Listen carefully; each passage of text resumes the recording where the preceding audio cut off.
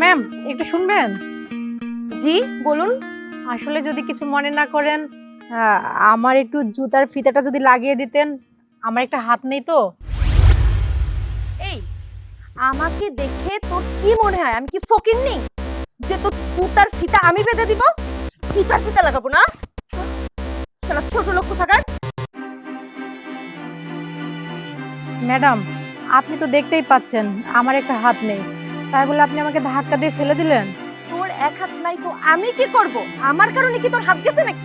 Ma'am, আপনি আমার জুতার ফিতা লাগিয়ে দিবেন না ভালো কথা, কিন্তু আমার সাথে এই বাজে ব্যবহার কেন করছেন? আর আপনাকে দেখে তো ভদ্র ঘরের মেয়ে মনে হচ্ছে। আবার মুখে মুখে তর্ক করিস তাই না? একটা থাপ্পড় খেয়ে কি তোর শিক্ষা হয়নি? আর একটা থাপ্পড় দিব? এক্সকিউজ মি, কি ব্যাপার, কি হচ্ছে? কোনো সমস্যা? দেখেন না ভাইয়া, এই মেয়েটা অনেক বিয়াদব। দেখেন না স্যার, আমি এই ম্যামকে বলছিলাম আমার জুতার ফিতাটা লাগিয়ে দিতে। উনি তো আমার জুতার ফিতা লাগিয়ে দিলেন না, উল্টা উনি আমাকে গালাগালি করলো, আমার উপর রাগ দেখালো, আর আমার গালে থাপ্পড় পর্যন্ত মারলো। আপনি জুতার ফিতা লাগিয়ে দিবেন না ভালো কথা, কিন্তু এরকম একজন প্রতিবন্ধী যার হাত নাই, নিরুপায় একটা মেয়ের গায়ে আপনি হাত তুলবেন, এটা কোনো কথা? আপনি চাইলেই তো ওনার জুতার ফিতাটা লাগিয়ে দিতে পারেন।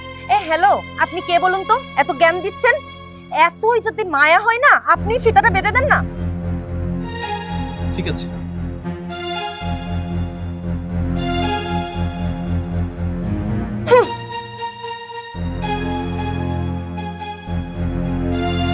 ঠিক আছে আপনি থ্যাংক ইউ সো মাচ ভাইয়া। চলুন।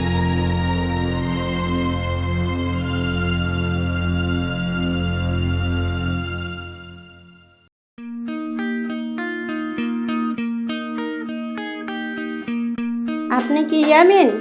জি। আপনার এখন ইন্টারভিউ হবে, চল।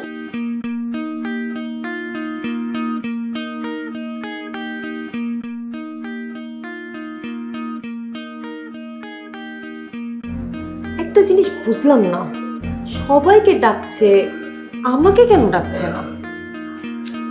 আর তো কেউ বাকিও নাই।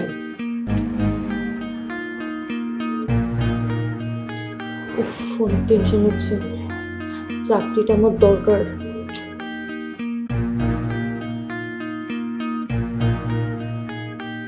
এক্সকিউজ মি আপু। জি ম্যাম, আপনি কিছু বলবেন? জি ম্যাম, বলছিলাম সবাইকে তো ইন্টারভিউর জন্য ডাকছেন, আমাকে কেন এখনো ডাকছেন না, এটা কি একটু জানতে পারি? না না, আপনি ইন্টারভিউ তো হয়ে গেছে। মানে আমার ইন্টারভিউ হয়ে গেল? মানে আমি তো ইন্টারভিউ দিতেই গেলাম না, আমার ইন্টারভিউ কিভাবে হয়ে গেল? ম্যাম, আমি তো এত কিছু জানি না, আপনি যদি কিছু জানার থাকে আমার স্যারের কাছে যেতে পারেন। কোন দিকে স্যারের রুম? এইদিকে। আসতে পারি? Yes, coming. বসুন।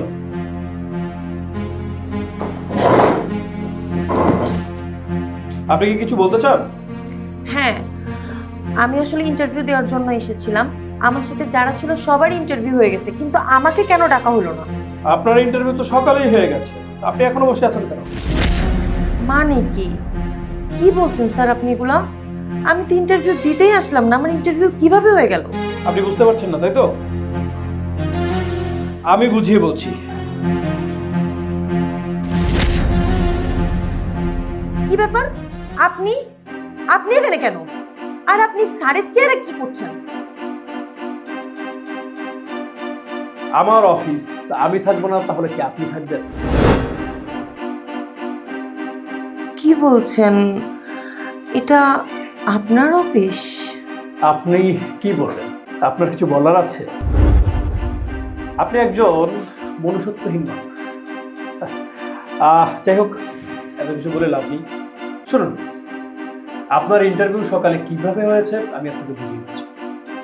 আমাদের অফিসে চাকরির সার্কুলার দেওয়া হয়েছিল অনেক আগেই, সেজন্য প্রায় অনেক মানুষই অনলাইনে সিভি ড্রপ করে। আমরা সবাই আপনাদের সিভি চেক করেছি। সিভি চেক করার পরে মনে হলো যে আপনার রেজাল্ট ভালো, এই চাকরিটা পাওয়ার যোগ্য।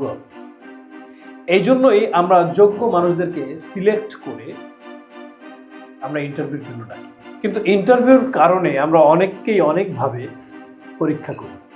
আমাদের এখানে একজন ওয়েল এডুকেটেডের সাথে একজন সৎ এবং মনুষ্যত্ববাদী মানুষকে দরকার, যে কিনা তার মেধা দিয়ে আমাদের কোম্পানিকে এগিয়ে নিয়ে যাবে এবং সততা দিয়ে আমাদের কোম্পানিকে সততার উচ্চ শিখরে নিয়ে যাবে।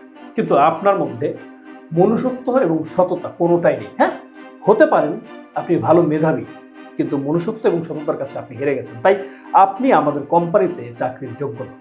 কারণ আমি যদি এখন কোনো কারণে এই বিষয়টাকে লেস করে স্কিপ করে আপনাকে আমাদের কোম্পানিতে চাকরি দিয়ে দিই, তাহলে একটা সময় আপনি আপনার নিম্নস্থ কর্মকর্তাদের সাথে খারাপ আচরণ করবেন এবং তাদেরকে আপনি রীতিমতো বিরক্ততায় ফেলে দিবেন এবং তাদেরকে আপনি হতাশাগ্রস্ত করে দিবেন যে তারা আমার কোম্পানিতে চাকরি করবে কি করবে না। তাই আপনার মতো একজন মনুষ্যত্বহীন এবং খারাপ মনের মানুষকে আমাদের অফিসে চাকরি দিয়ে আমি আমার পুরো অফিসের কর্মচারীদেরকে বিরক্ত করতে পারি না এবং তাদেরকে নষ্ট করতে পারি না। তাই আপনি এখন আসতে পারেন, আপনাকে আমাদের কোম্পানিতে প্রয়োজন নেই। Sorry sir, I am extremely sorry. সকালের বিষয়টা আসলে আমার করাটা ঠিক হয়নি। আমি স্যার আমার ভুল বুঝতে পারছি। আপনি স্যার আমাকে মাফ করে দেন, আমাকে একটু সুযোগ দেন। আর তাছাড়া স্যার এই জবটা আমার অনেক বেশি দরকার। দেখুন, আপনি অনুরোধ করলেও আমরা আপনাকে চাকরিটা দিতে পারছি না, কারণ আপনি পড়াশোনায় A+ হলেও মনুষ্যত্বের পরীক্ষায় আপনি জিরো। সো প্লিজ, আপনাকে বলছি আপনি সম্মানের সাথে চলে যান, আর না হলে সিকিউরিটি ডেকে আপনাকে বের করে দিতে বাধ্য হবে।